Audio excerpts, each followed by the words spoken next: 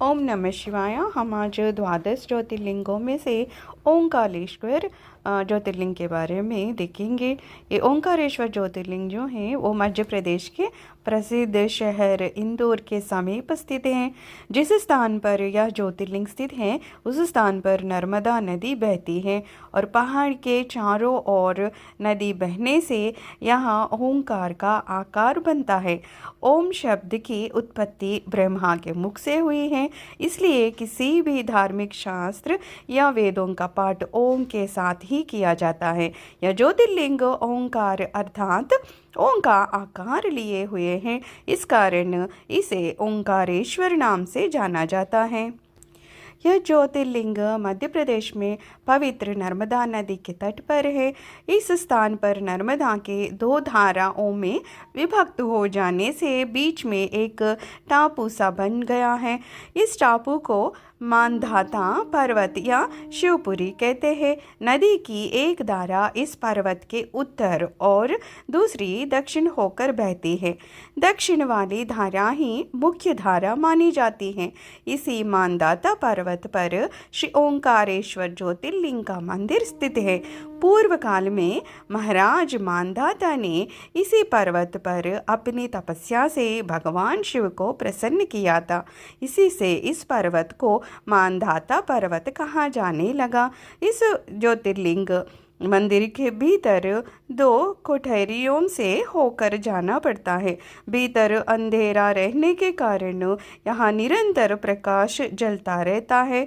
ओंकारेश्वर लिंग मनुष्य निर्मित नहीं है, स्वयं प्रकृति ने इसका निर्माण किया है। इसके चारों ओर हमेशा जल भरा रहता है। संपूर्ण मानधाता पर्वत ही भगवान शिव का रूप माना जाता है, इसी कारण इसे शिवपुरी भी कहते हैं। लोग भक्तिपूर्वक इसकी परिक्रमा करते हैं। कार्तिक पूर्णिमा के दिन यहाँ बहुत भारी मेला लगता है। यहाँ लोग भगवान शिव जी को चने की दाल चढ़ाते हैं और रात्रि की शिव आरती का कार्यक्रम बड़ी भव्यता के साथ होता है। तीर्थयात्रियों को इसके दर्शन अवश्य करने चाहिए। इस ओंकारेश्वर ज्योतिर्लिंग के दो स्वरूप हैं। एक को ममलेश्वर के नाम से जाना जाता है। यह नर्मदा के दक्षिण तट पर ओंकारेश्वर से थोड़ी दूर हटकर है। पृथक होते हुए भी दोनों की गणना एक ही में की जाती है। लिंग के दो स्वरूप होने की कथा पुराणों में इस प्रकार दी गई हैं। एक बार विंध्या पर्वत ने पार्थिव अर्चना के साथ भगवान शिव की 6 मास तक कठिन उपासना की। उनकी इस उपासना से प्रसन्न होकर भूत भावन शंकर जी वहाँ प्रकट हुए थे।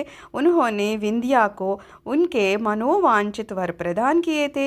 विंध्याचल की इस वर प्राप्ति के अवसर पर वहाँ बहुत से ऋषिगण और मुनि भी पधारे थे। उनकी प्रार्थना पर शिवजी ने अपने ओंकारेश्वर नामक लिंग के 2 भाग किए। एक का नाम ओंकारेश्वर और दूसरे का अमलेश्वर पड़ा। दोनों लिंगों का स्थान और मंदिर पृथक होते भी दोनों की सत्ता और स्वरूप एक ही माना गया है। शिव पुराण में इस ज्योतिर्लिंग की महिमा का विस्तार से वर्णन किया गया है। श्री ओंकारेश्वर और श्री ममलेश्वर के दर्शन का पुण्य बताते हुए नर्मदा स्नान के पावन फल का भी वर्णन किया गया है। प्रत्येक मनुष्य को इस क्षेत्र की यात्रा अवश्य ही करनी चाहिए। लौकिक पारलौकिक दोनों प्रकार के उत्तम फलों की प्राप्ति भगवान ओंकारेश्वर की कृपा से सहज ही हो जाती है। अर्थ धर्म काम मोक्ष के सभी साधन उनके लिए सहज ही सुलभ हो जाते हैं।